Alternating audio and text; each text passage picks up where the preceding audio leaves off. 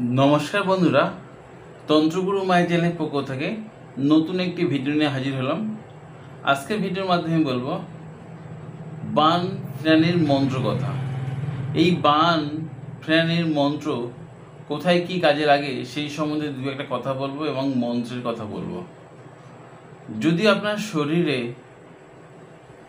অসম্ভব জ্বালা করে, খাচ্ছেন বমি হয়ে যাচ্ছে,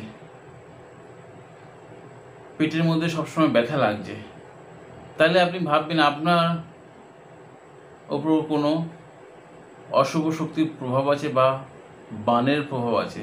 বানের ক্রিয়া আপনার শরীরের ওপর করা হয়েছে, তার জন্যে পেটে ব্যথা, শরীরে জ্বালা জ্বালা অনুভব বা বমি বমি, কিছু খাইলেই যেন বমি হয়ে যাচ্ছে। কোনো ওষুধ তখন কাজ করবে না। এই বান, সেই বানকে মানে যিনি কাজ করছে সেই বান প্রাণীর আমি মন্ত্র বলবো। এই মন্ত্রের দ্বারা অনেক কাজ করা যায়, তবে আমি আমার চ্যানেলে বিশেষ একটা নিয়মের কথা বলবো। সেই নিয়মটা করে কাজটা করলে আপনাদের দেখবেন কি শরীর সুস্থ হচ্ছে। বিভিন্ন ধরনের মন্ত্র ইউটিউবে পাওয়া যায়, আমার এটা কিন্তু পরীক্ষিত এবং গুরুমুখী মন্ত্র। আপনারা মন্ত্রের ভেদ দেখলে আপনারা বুঝতে পারবেন। যারা তন্ত্রমন্ত্র শিখছে তাদেরকে বলবো এই বান প্রাণীর মন্ত্রটা কখন প্রয়োগ করা হবে।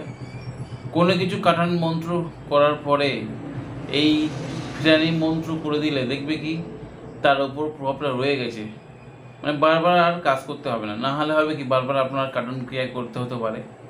তো কেউ যখন কাটান ক্রিয়া করে সর্বশেষে এই প্রাণী মন্ত্রটা বলে দিতে হয়। বলে দিলে দেখা যাবে কি আর সেই বারবার আর সমস্যায় পড়তে হতে হবে না। যাই হোক, এই বান প্রাণীর নিয়ম বিভিন্ন ধরনের হয়।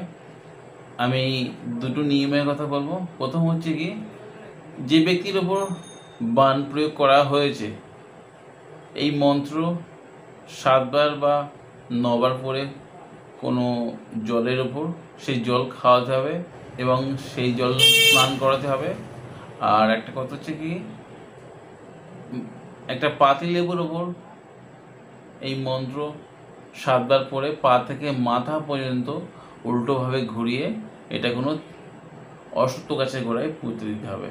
দেখবেন কি তার বান ফিরে গেছে এবং সেই বানগ্রস্ত রোগী সুস্থ হবে।